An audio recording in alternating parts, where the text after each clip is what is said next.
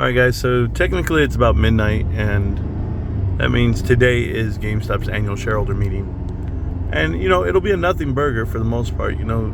I know Ryan doesn't tell anybody his strategy and they're going to do their own plan, but they did announce a convertible note after earnings, which was pretty awesome. If they're going to be doing convertibles after every earnings because the numbers are magnificent, I'm with it, right? I'm all for it. But we got to start talking about what are they going to do with all this money. $8 billion earmarked for investments, and some people would think some of it's for Bitcoin, and however they want to do it. I really don't care because I support the company and what they're doing.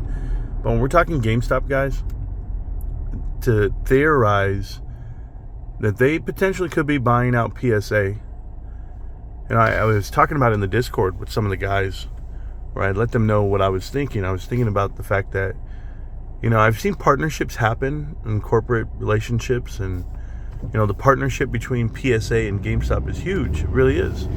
And maybe throwing Nat Turner onto the board of directors was giving them a way in, as in to say, hey, we want to carve out this asset that is PSA out of Collector's Universe, but obviously they're not going to pay for the whole thing. They don't have to buy all of Collector's Universe. They just carve out assets. Since they're owned by private equity, well, look at, you want to unwind a position, you want to carve out an asset, well, here's one to carve out, and you have a buyer. And this buyer just happens to make your company, 10 times better.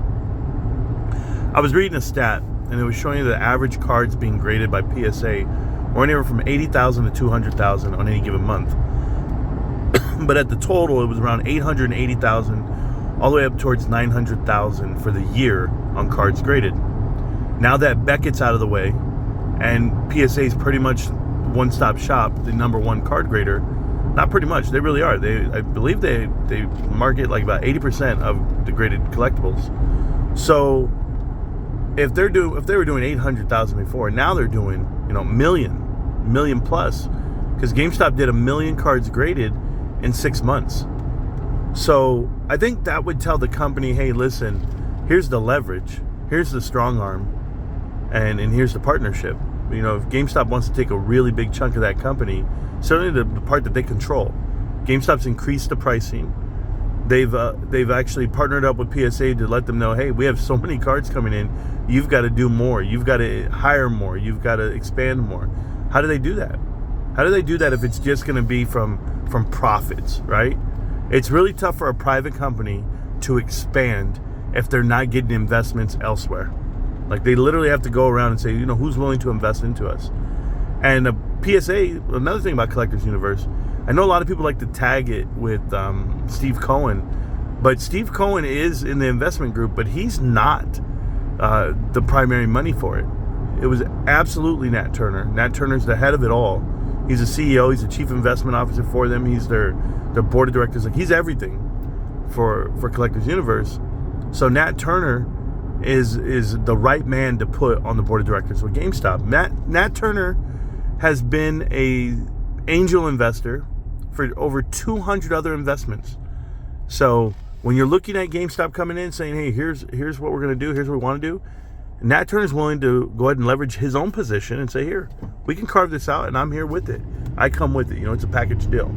So I can see how that's being presented, and it's taken time to explain and taking time to do all the red tape and all the paperwork, but maybe tomorrow they announce this merger, or this acquisition, as we would call it. Because M&A is something that people get itchy with. They're always asking. I have a whole crowd out here talking about PP Seeds and AMC. I saw somebody write in the chat, AMC, they're going to buy out all their theaters. I was like, what? I don't even know who thinks this stuff up. But then, of course, people are talking about Teddy and Toys R Us and everything. Guys, I don't worry about the things that aren't fruitful. I don't worry about the things, like, we're not trying to save anybody. I just want to put that out there right now.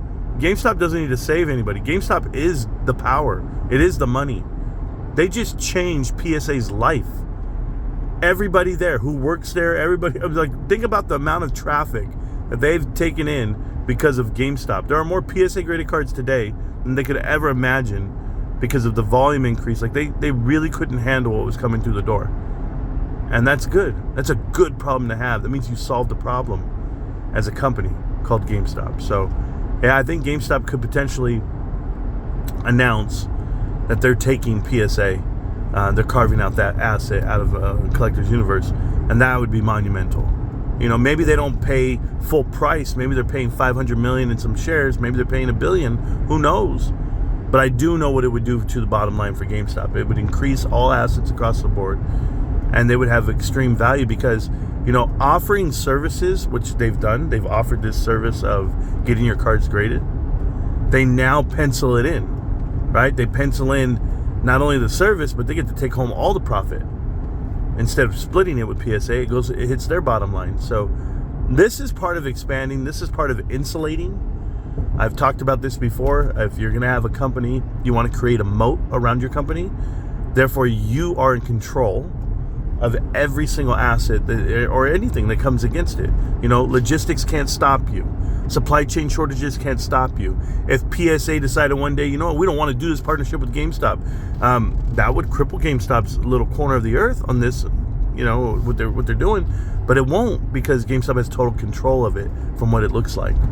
Obviously, they didn't go into this partnership without that control, and that's what really matters. I've seen it from a different viewpoint. Like me personally, I saw the relationship between Costco and American Express and how that deteriorated because it was like a built-in thing for 25 years. And then you go and look at Visa come in, and Visa comes in and they just offer you the world. So the last thing PSA would ever want is someone to come in and offer GameStop the world on these partnerships. And then, you know, there goes your market share because GameStop increased it that much. GameStop's the traffic generator. So therefore, they're the ones in charge. And they got to know that. They got to know that. So, yeah, I can see how GameStop's strong-arming some people. Hey, while we're here, there's some cops over here pulling people over, doing stuff. I don't know. It's not me. That's all I know. A lot of cops. Oh, they're towing cars. That's not good. Okay, anyway, back to it. So, yeah, tomorrow, big day. And everyone's talking about what GameStop's doing. So let's talk about what GameStop's doing right now. This is pretty wild. The earnings came out. The numbers were phenomenal. You know, they beat everything you could imagine. And they're numbers that I could never fathom. You know, $300 million in free cash flow. That is a swing of $302 million to the positive. That swing profit of $120 million on actual operations, you know, adjusted EBITDA operations. They had $44 million net profit, but we know that that's going to go increase versus next year because you won't have a write-off on assets. So there's just a lot that's going on with GameStop, profit-wise and money-wise, and everyone wants to talk about top-line revenue. Like, that's what all they want to choke on, but the truth is GameStop overextended themselves years ago. You can have all the revenue in the world, but if it's not profitable, it doesn't matter. So, growing from here, you know, pivoting from here, transitioning from here, and you get to scale at 34.5% gross profit. Now, if you were to, I just give you this example. If GameStop were to open up a new GameStop at any time, which they did 2 years ago, they opened up 45 new ones. But those are operating efficiently at 34.5% on quarter one. It's never been heard of. Never been heard of. And I've been tracking GameStop for a long time. And they have an operating profit of 6% with the 4% hit. It should be 10. It should be 10. And when was the last time they operated at 10? Never. Never. That's how great it's been for GameStop. And then to have 26% free cash flow of the actual revenue come in, that's impossible to match. They did 12% last quarter, 26% this quarter. Can you imagine what they're going to do for the whole year after second quarter, third quarter? Like the trailing 12, what it looks like? But let's talk about the big elephant in the room, okay? GameStop went ahead and offered up convertible notes, again, senior notes, but with different maturity dates, so a whole different tranche. And with this layered tranche growth of $2 billion for 0% interest, and it matures a date that it yields at 7 years from now. So, yeah, somebody or a group of people, because GameStop doesn't do this offering unless they know they have a buyer. Let's just put that out there. But they have a buyer that's willing to invest their money for 7 years. $2 billion for 7 years. That's phenomenal. That's phenomenal. At 0%. So whoever wants to give this free money to GameStop, after you do interest and marketable security interest, however you want to cut it up, I mean, guys, they could buy Bitcoin, and Bitcoin does what over the next 7 years? Double? Well, damn, you just made $100 million. I mean, you just literally made off of this $3.5 billion that they've borrowed so far. They're going to make $7 billion. That's phenomenal earnings. Remember what I've always told you guys. It's really hard to earn versus offer. If companies could offer their company and generate funds, they would do it every day. They really would. They just can't. You can't normally do that. Like, I tell you how special it is to go to the market and ask for money and people give it to you. It's very hard to do. There are so many companies. It's like 1 in a million, you would say, because there's so many companies in the world. But how many are publicly traded? A handful, a couple of thousand. How many of those couple of thousand companies can actually go to the market and ask for money? Not many. Wall Street would make you think that it's normal, or that, media would make you think it's customary. It's not true. People do offer you a little bit of money sometimes just to bury you even deeper. Those are called junk bonds. Those are called high yield bonds. That's not what's happening here. This is free cash. This is $0. And these convertible notes, they protect you. They're insulation for a potential investor later down the road. These guys are buying shares at 28, 29, whatever the VWAP comes out to over the next 20 or 30 days after, Friday, whatever the date is. They're trying to tank the price now to get a better discount, just like they did last quarter. They tanked it all the way down to 29. They still had to pay $21, and they still had to pay 29. So if you're right there, you're looking at the average, they got to pay 27, 28. It's going to be phenomenal. For $2 billion worth of cash, good luck. Good luck trying to tell me that this company's only worth $13. I have that whole bone to pick with Michael Packer right now. So Michael Packer, I'm trying to do simple math here, and I know you're the only analyst to cover GameStop, Mr. Wedbush, but my simple math tells me that GameStop, or you said they're worth $13.50 a share. That's your revision, that's your sell price. So that's a $6 billion market cap. They already have $6.4 billion plus another 2 coming. So that's $8 billion worth of cash. What's the book on that? Then after the $8 billion worth of cash, you got to actually factor in the $500 million worth of Bitcoin. I'm telling you what it's going to be. Now you're looking at 8.5 plus the assets that they actually carry on the company, on the books themselves. They're at $9.5 billion on assets. And you're telling me it's only worth 6? Oh, wait a minute, Marantz, it's all cash. You're right. We'll talk about profits. Their trailing 12 is over $200 million net. They're making $220 million a year on interest alone. So what the hell is cash worth, interest and benefits and everything they do? What is it worth to you? That's what I'm asking, guys. So I just want to know. I just want to know the price. And I actually put my damn phone down because a cop was right there. But I wasn't even driving fast. So is he coming for me? Oh, man. He can't be coming for me. I'm a good dude. I don't break the law. I was going 45, 50. That's it. I wasn't speeding. I'm not a reckless dude. Ah, man. You guys got to know Indian Wells. If you guys don't know Indian Wells is the richest city in America per capita.